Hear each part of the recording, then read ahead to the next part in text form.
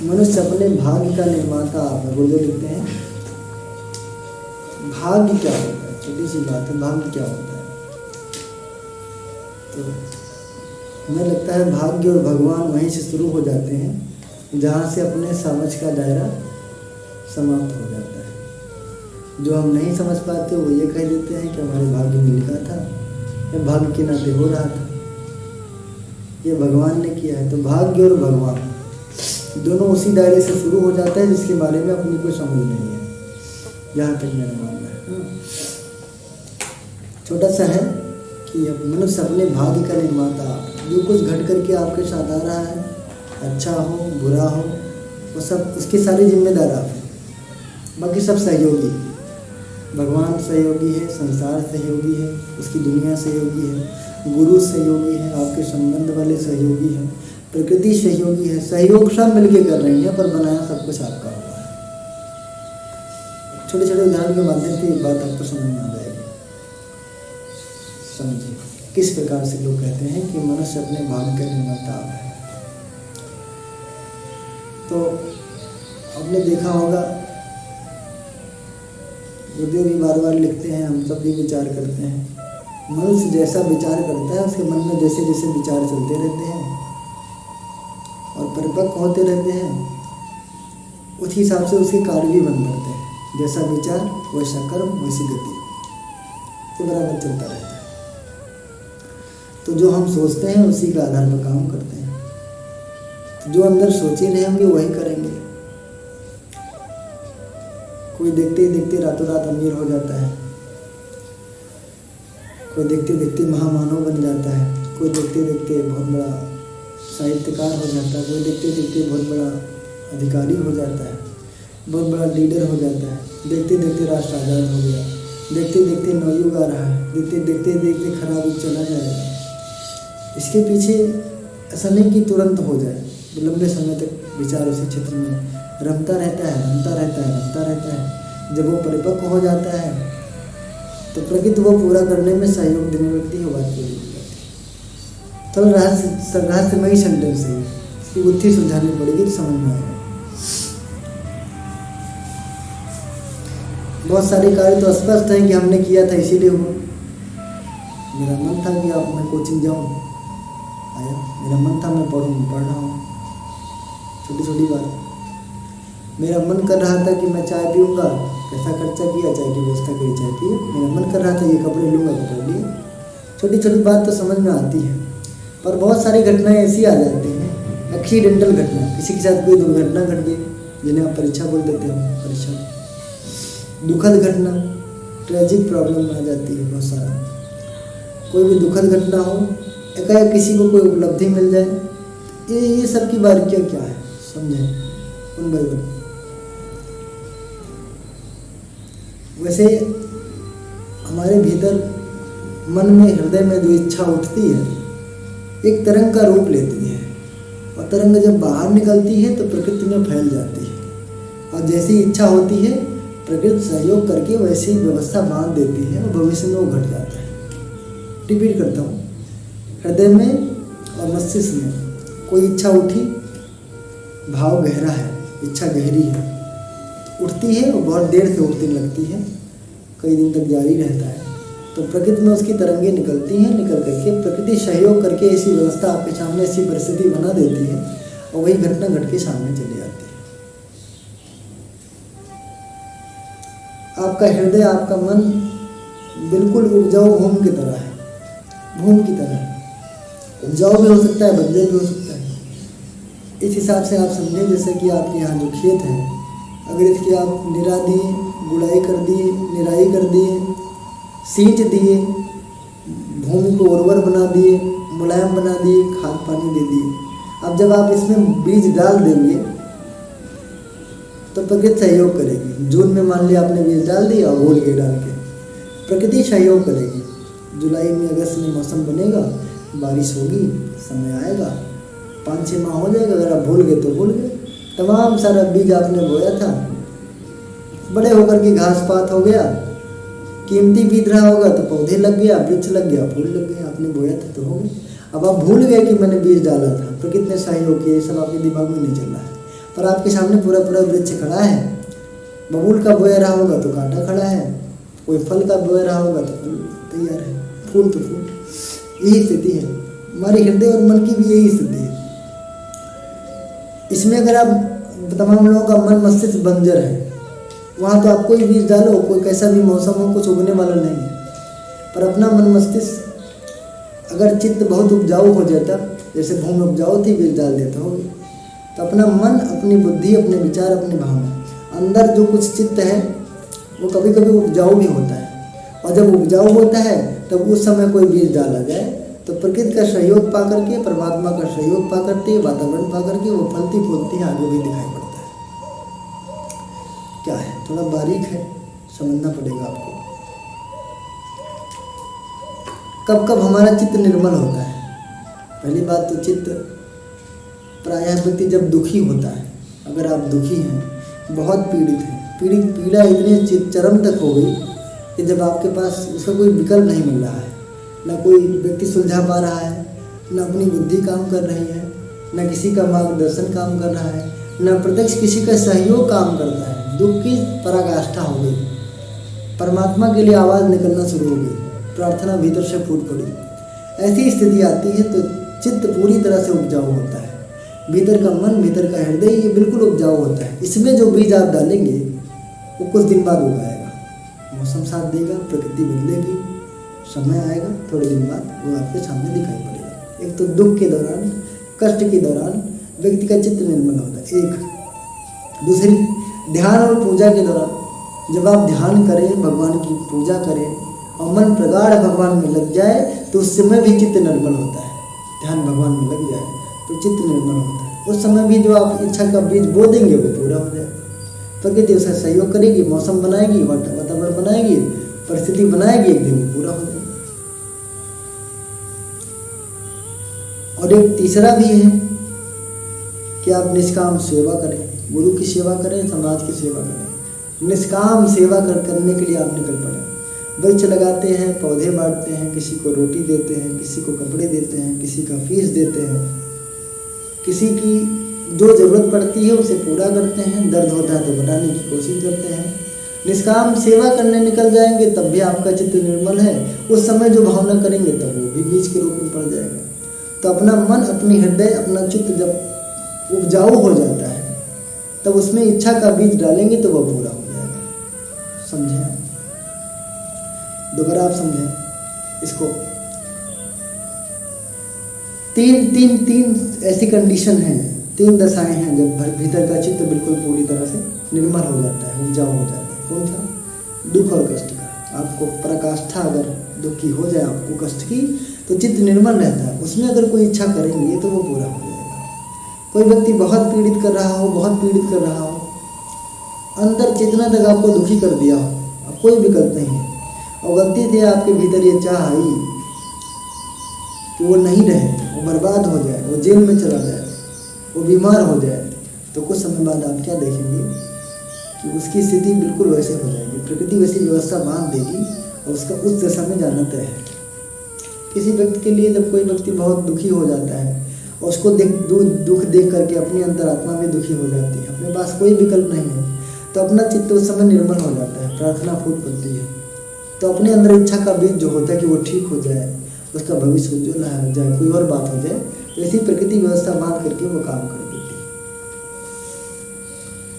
जब हम प्रार्थना करते हैं, गहरे भाव लग जाए, कैसे माने, कब जाने कि गहरा भाव लग जाए? जब आपके पास आंसू गिरे, मंत्र भूल जाए आप, माला भूल जाए आप, जगह भूल जाए आप, भीतर से आंसू गिरे, परमात्मा रहे, हम भी खो गए, पता नहीं कौन रहा, पता नहीं, बिल्कुल चित्त परमात्मा में पूरी तरह से रोम रोम में लग जाए, उस समय जो इच्छा करेंगे वो पूरा हो जाए। गुरुदेव का काम करते हैं, निस्वार्थ साहित्य लोगों तक बांटते हैं, पहुंचाते हैं, वृक्ष लगाते हैं, लोगों का अच्छा काम करते हैं। उस बीच में जब कोई अच्छी इच्छा हो जाएगी तो वो भी पूरा हो जाएगा। ये 3 हैं, दुख की पराकाष्ठा, प्रार्थना या ध्यान जिसे आप कहते हैं, और अंतिम सेवा। ये 3 दशाओं में चित्त पूरी तरह से उपजाऊ होता है, निर्मल रहता है। इसमें इच्छा का बीज पड़े तो पूरा हो जाए। अब बात यहाँ से शुरू किए थे कि व्यक्ति अपने भाग का निर्माता आप है। जो कुछ घट रहा है, चाहे वो अच्छा हो चाहे बुरा, सबके जिम्मेदार आप हैं। सबके जिम्मेदार हम हैं, कोई उसमें तीसरा कोई हकदार नहीं।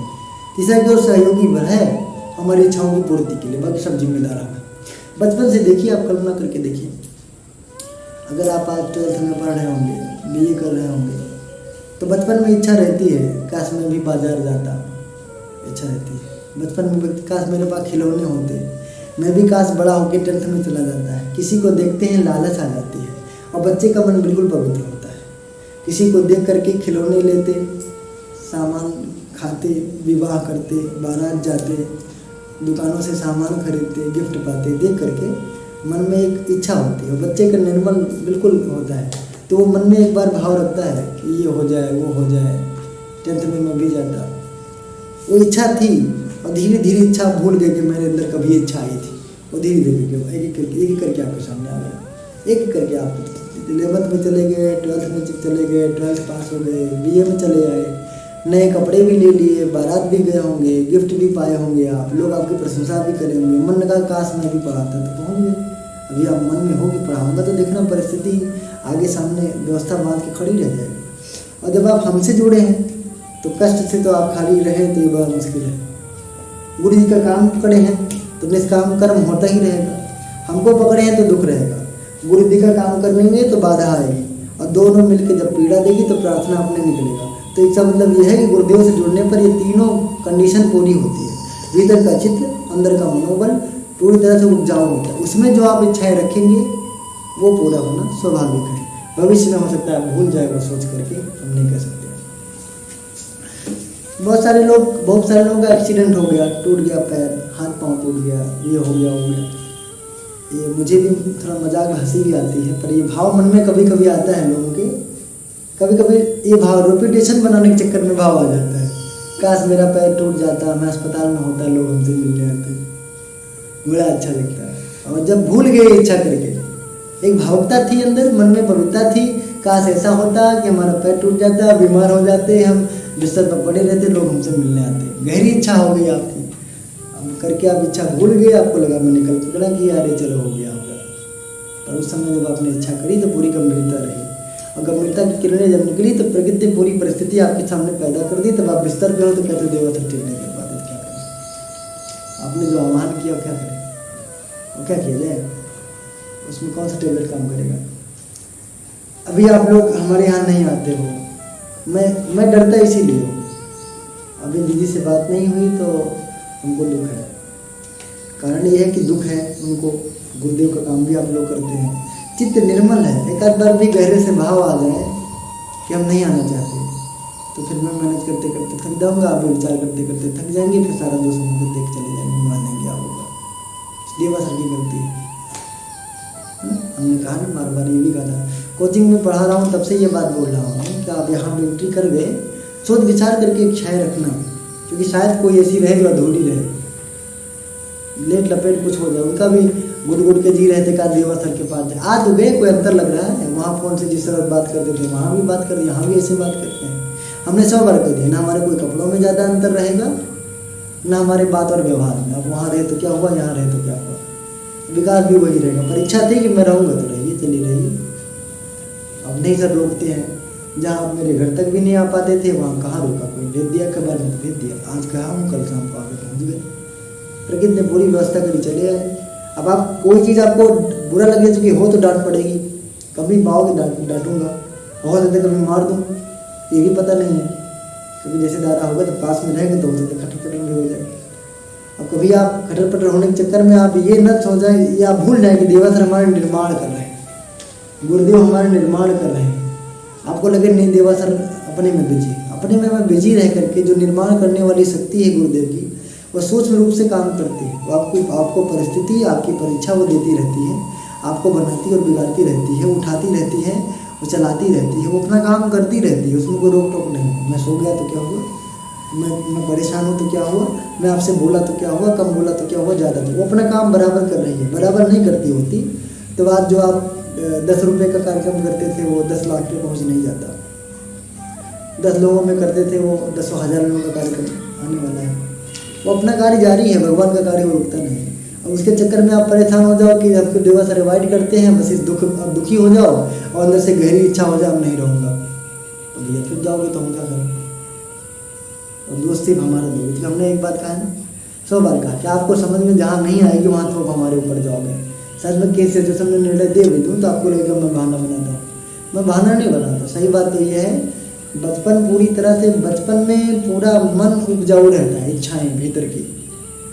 कहीं द्रवित हो गया, अगर बच्चा छोटा सा मेले में जाता है, अंदर से द्रवित हो जाए, काश मेरे पास भी पैसा होता तो मैं भी चॉकलेट ले लेता, उसकी बात पूरी हो जाएगी। कभी समय ऐसा आएगा कि कोई बर्थडे करेगा, लोग चॉकलेट ही चॉकलेट ला के दे देंगे। बड़ा होगा तो अपने बेटे के लिए चॉकलेट खरीदेगा, औरों को भी बांट देगा, चॉकलेट की दुनिया उसकी अपनी हो जाएगी। छोटा सा एग्जाम्पल बोल रहा हूँ, इससे आपको समझ में आ गया धीरे धीरे करके। यही कोई 2014 रहा होगा, 13-14 2000 रहा होगा, जब पुस्तक मेला लगा था जुपिटर में। तो डॉक्टर साहब थे, तो उनमें मैं श्रद्धा रखता हूँ, तो उन्होंने कहा कि अजय थोड़ा बहुत पुस्तक मेला लगवाना है तो कुछ सेवा चाहते थे। हमको पुस्तक मेला नहीं पता है, हमको साहित्य नहीं पता है, हमको तो ये पता डॉक्टर साहब ने कहा है तो करेंगे। चले गए थे।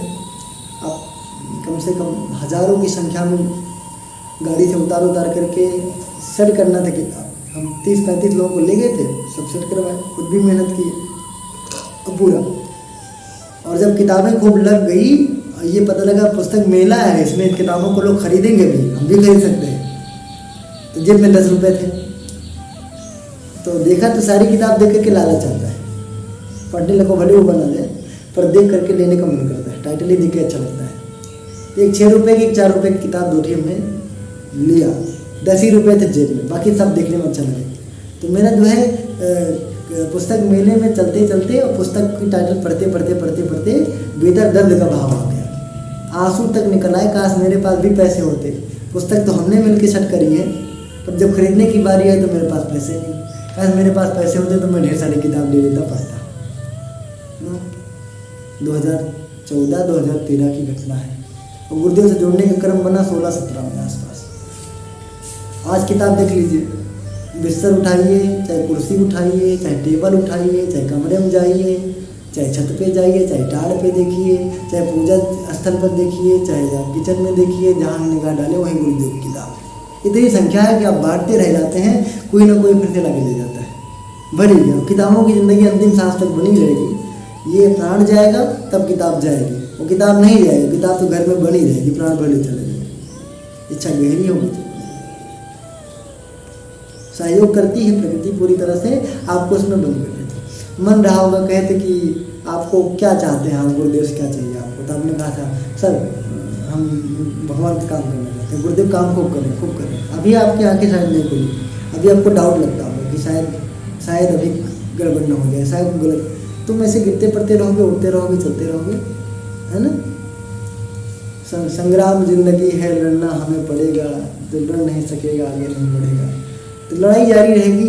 कभी हमसे लड़ेंगे आप, कभी खुद से लड़ेंगे आप, कभी वासनाओं से लड़ेंगे आप, कभी घर से लड़ेंगे आप, कभी समाज से लड़ेंगे आप, कभी अपनी बात पूरी नहीं हो रही है उससे लड़ेंगे आप।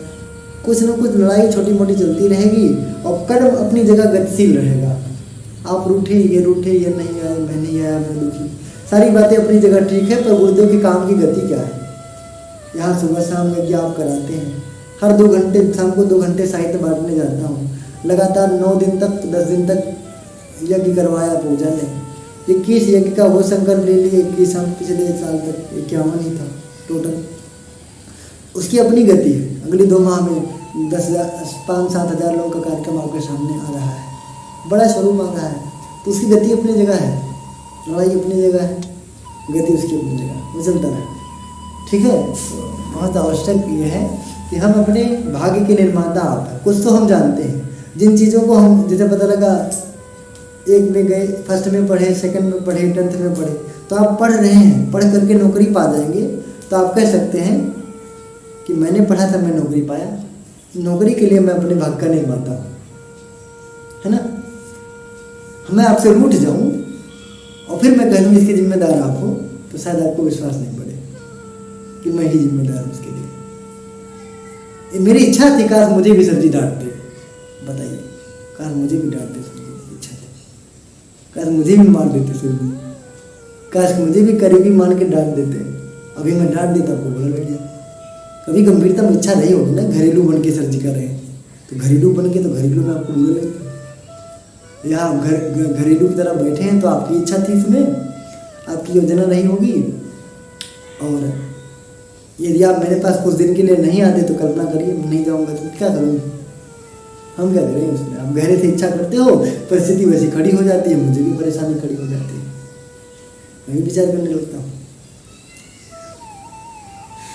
कॉमन सी बात है, आपके भीतर इच्छा आती है तो मेरे अंदर भी आती है, सबकी बात है। ये है कि मैं अपने को हर मोमेंट पे समझता हूँ कि इच्छाओं का बड़ा रोल है, इच्छाओं का बड़ा रोल है। कोई व्यक्ति राहगीर जा रहा हो और हम लोगों की इच्छाओं का तो बिल्कुल महा रोल है, इसलिए हम लोग गलती से इच्छा रख लिए, काश वो मेरे द्वार पे आता, चाय पानी पी के जाता, तो वो मान के चलिए कुछ ही पल की इंतजारी के बाद वो आके चाय पानी पी के जाएगा। ऐसी प्रकृति व्यवस्था बांध दी।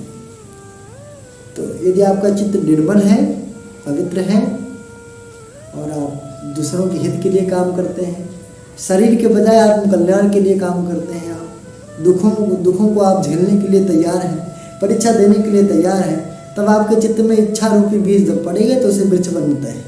तो इसीलिए बहुत ज़रूरी है कि बबूल के वृक्ष नहीं बोए, जानबूझ करके गड़बड़ नहीं हो जाए। हम छाटते रहें, अच्छी चीज़ के बारे में भी एक बार इच्छा करनी हो तो एक बार ब्लॉक लगाएं, सोचें विचारें कि क्या ये कितना हद तक लाभ देगा। क्योंकि देखने में बहुत चीज़ें अच्छी भी लगती हैं, लेकिन वो लाभ कितने हद तक देंगी ये कुछ कहा नहीं जा सकता। तो बहुत ज़रूरी है। अब दीदी से हमको भय इसीलिए लगता है, जैसे सर उदास हो गए, 4-5 दिन हो गए हाल चाल नहीं हुआ तो उदास हो गए। आसक्ति है, मैं मानता हूँ आसक्ति भी है, मोह भी है, वो अपनी जगह यथार्थ सही है, लेकिन एक डर ये रहता है कहीं गहरी इच्छा हो जाए, है ना, कि सर जी ने हमको छोड़ दिया या सर जी बीच में छोड़ जा रहे हैं, बस इतना पर्याप्त है। या अब हमें कुछ चाहिए ही नहीं, बोलते हमें कुछ चाहिए ही नहीं, है ना, तो बनी बनाई दुनिया बिगाड़ दें आप, बड़ा अहम रोल है। इसीलिए इच्छाओं का भले परिस्थिति कितनी हो, जैसे पता लगे मैं आपसे उठता हूँ, सो जाता हूँ, दुखी रहता हूँ, पर आपके लिए कभी ऐसी इच्छा नहीं कि आप चले गए, नहीं, मैं डूबूंगा तो क्या, दुखी होऊंगा तो मेरी इच्छा कि मैं आपको अपने साथ मेंटेन करके रखूँ, और जोड़ की इच्छा रहती है ना, टिकाए हुए हैं आपको, आप भी इच्छा रखते हैं। पर यह कि आप सब मिलकर के सामूहिक रूप से ये इच्छा करो, प्रार्थना करो कि हम नहीं रहना तो हम क्या करेंगे, कितने हाथ पाँव, दशानंद होने जाएंगे, दुर्गा के 8 हाथ होने जाएंगे, 10 हाथ पकड़ के रोक लें आपको, जब आप गहरी। तो बहुत ज़रूरी है, परिस्थितियाँ अपनी जगह उल्टी पलटी होती रहेंगी।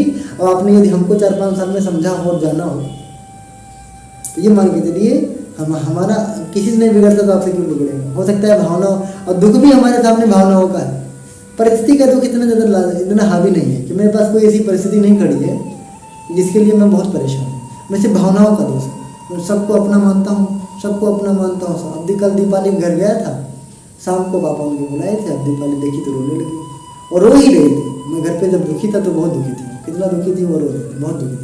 उन्होंने मैसेज किया था, मैंने पढ़ा नहीं, सर आएंगे नहीं क्या। और फिर मैं आपके निकलने के तुरंत बाद उनके घर गया हूँ और खूब रोई आधा घंटा। तो मम्मी को डांटी, उनकी मम्मी उनको डांटी भी है ना, ऐसी जगह मैं नहीं कहूँगा। तो उनका दुख ना है, उनका दुख है। अब मुझे अगर मैं अपनी भावनाओं को बस में कर पाऊँ, मतलब उनसे नहीं जोड़ूँ तो मैं तो सुखी हूँ। पर मैं तो आप उदास रहेंगे तब भी मेरी भावना आपसे जुड़ेगी, वो उदास है तब भी जुड़ेगी, वो जुड़ेगी। तो मैं भावनाओं का दोष है, पर वो मैं मेंटेन कर ले जाऊँगा तो मैं फिर उसी रूप में आ जाऊँगा, उसी स्वरूप में आ जाऊँगा। तो थोड़ी समस्या हो सकती है, पर इस बीच में इस परेशानियों में कोई ऐसी इच्छा नहीं रख ली जाए कि जो बाद में व्यतिरेक पैदा हो। फिर आप सिर्फ एक ही आपके पास, चूँकि आपकी समझदारी काम नहीं करेगी तो गुरु जी को कर ही देंगे। तो वो जो घटना घट करके आई, चाहे जिस बात की आप प्रार्थना कर रहे हों, चाहे जो कुछ कर रहे हों, उसके लिए मैं मानता हूँ जिम्मेदार। हमारी गहरी इच्छा है उस बात के लिए, तो फिर वो मेंटेन है। छोटी सी घटना आती है, ध्रुव की आती है, बार बार सुनाया था। ध्रुव जो है अपने गुरु के साथ रहते थे जंगल में, और बचपन से ही ब्रह्मचर्य का पालन करते थे, इधर उधर, और संयमशील थे वो। इधर उधर आना जाना और राजभोग करना या बाहर घूमना टहलना ये सब पाबंद था, आश्रम में रहते थे। एक दिन गुरु के साथ निकल पड़े रास्ते की ओर, तो देखा राजा जो है आ रहा था दूर से, देखा कुछ जो है घोड़ा है, रथ है और उस पर कोई बैठा हुआ है मुकुट लगाए, सैनिक आगे पीछे हैं, लंबी कतार लगी हुई है, लोग फूल माला स्वागत कर रहे हैं। तो उनको समझ में नहीं आया कि राजा है, रथ है, उनको तो पता ही था। गुरु से पूछा ये क्या है, तो उन्होंने कहा ये तो रथ है। ये क्या है, ये सेना है। ये कौन है, ये सैनिक है। और जो ईश्वर बैठा है वो राजा है। तो ये लोग उसके आगे पीछे क्यों घूमते हैं, वो राजा है, वो मालिक है। तो जैसे तो उनके भीतर भी मैं काश में राजा हो जाऊँ, काश मैं भी मालिक होता। और आश्रम में संयमशील व्यक्ति है, सेवा साधना करने वाला व्यक्ति है, भगवान का ध्यान करने वाला व्यक्ति है, तप करके कष्ट सहने वाला व्यक्ति है, तो उसका तो मन पूरी तरह से उपजाऊ है। उसके भीतर इच्छा हो गई काश में ऐसा होता, काश मैं भी राजा हो जाऊँ। तो ऐसा पुराणों का एक प्रमाण है कि अगले जन्म में वो राजा बन गए। तो राजा बनेंगे आप नहीं, वो सुख भोगेंगे आप। राजा बनने के साथ सारी जिम्मेदारियां भी आपकी जुड़ जाएंगी। राजभोग आपको करना पड़ेगा, आपको प्रजा का पालन करना पड़ेगा, प्रजा को न्याय देना पड़ेगा, और आपको पूरा राज्य में जो व्यवस्था है सबको देखना पड़ेगा, और पूरी उम्र उसमें गंवानी पड़ेगी। छोटी सी इच्छा थी, इतने बड़े तंत्र में लाभ खड़ा कर दिया, है ना। तो कभी भी चित्त निर्मल, चूंकि आप श्योर है आप पीड़ा पापने के लिए कष्ट पा रहे हो तो क्या, सेवा कर रहे हो तो क्या, और भगवान का भजन ध्यान कर रहे हो तो क्या, हम इन्हीं तीनों में जुड़े हैं।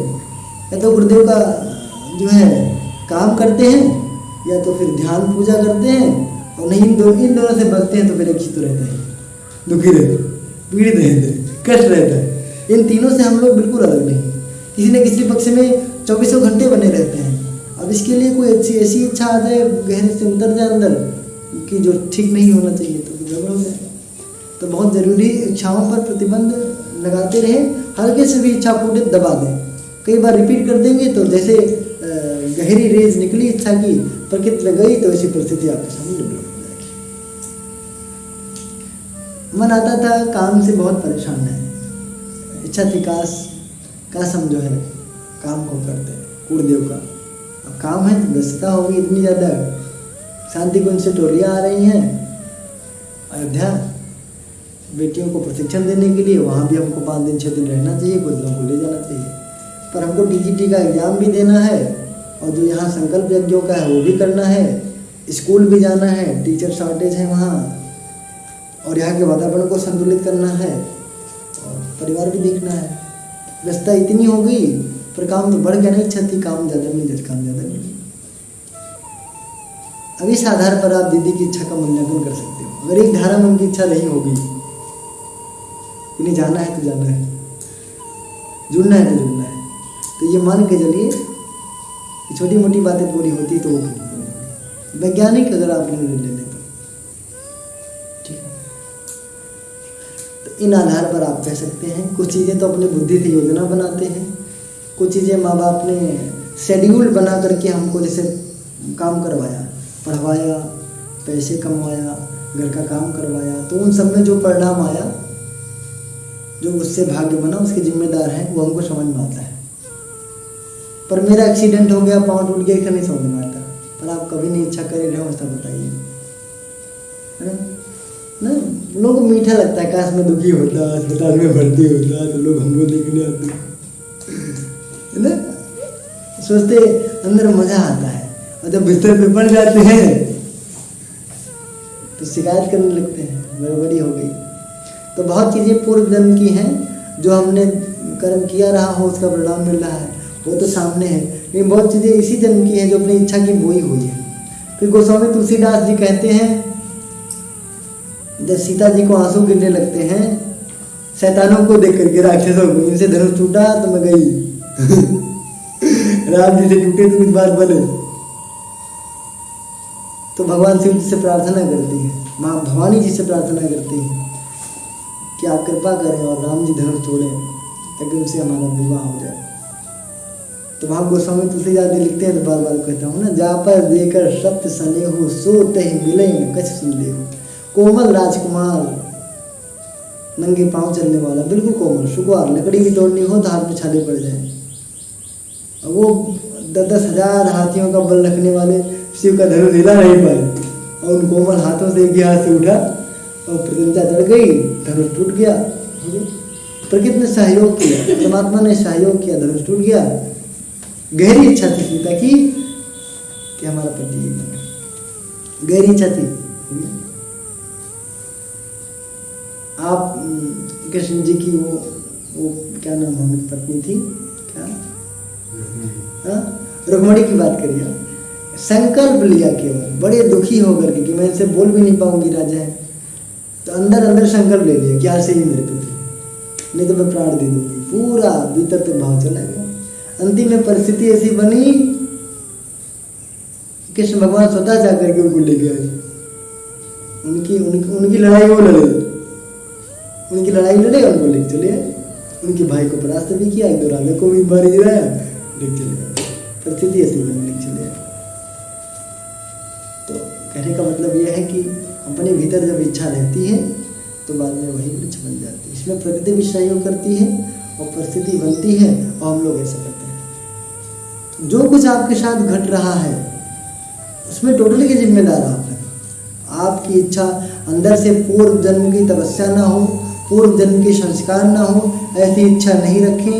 नहीं देवासर के नाते में बन गए, देवासर के नाते क्या आप बन जाएंगे? आपने पूर्व जन्म का कर्म किया रहा हो तो हमसे आपका सहयोग बना, फिर आप गहरी इच्छा रखते हैं देवासर का सहयोग मिले तो मिला है। गहरी इच्छा रखने हमें कुछ नहीं मिले तो ठीक है, छूछ चले जाइए, खाली हाथ फैलाते हुए लोग चले गए, आपका भी नाम उसी लिस्ट में चला गया। नहीं, गुरु जी के नाते सब कुछ है, ठीक है, गुरु जी की कृपा ही है जो बना रही है, पर अपने पूर्व न जाने कितने जन्मों से तब चला रहा होगा। संस्कार ऐसे बने हैं जो गुरुदेव की बात पकड़ में आती है और शक्ति उड़ेलते हैं और बनाते हैं। पर अपनी ही गहरी इच्छा रोज रहती है, गुरुदेव काश हमको बनाते रहिए, हमसे काम करवाते रहिए, रोज इच्छा रहती है और परिस्थिति देते रहते हैं, दीपक करवाते रहते हैं, काम करवाते रहते हैं, पुस्तक बनवाते रहते हैं। तो अपनी ही इच्छा जिम्मेदार है। तो इसीलिए बहुत ज़्यादा हम शिकायत नहीं करें कि भगवान ही सारे जिम्मेदार है, नहीं, अपनी इच्छाओं को परिमार्जित करें, फिर आप देखें कमाल की बात है। ठीक है, अगर आप कहीं कुछ गड़बड़ी हो गई हो फिर से इच्छाओं की धारा मोड़े, ठीक हो जाएगा। बाकी तो ईश्वरीय सहायता तो मिलता रहेगा। तो इस आधार पे आप ये कह सकते हैं कि मनुष्य अपने भाग्य का निर्माता आप है। अगली कड़ी में जो हमसे बन पड़ेगा हम बताएंगे। शांति पाठ कर लें। ओम द्यौ शांति अंतरिक्षं शांति पृथ्वी शांतिरापः शांतिरोषधयः शांति वनस्पतयः शांतिर्विश्वे देवा शांतिर्ब्रह्म शांति सर्वगं शांति शांतिरेव शांति सामा शांतिरेधि। ओम शांति शांति शांति सर्वारिष्ट सुशांतिर्भवतु।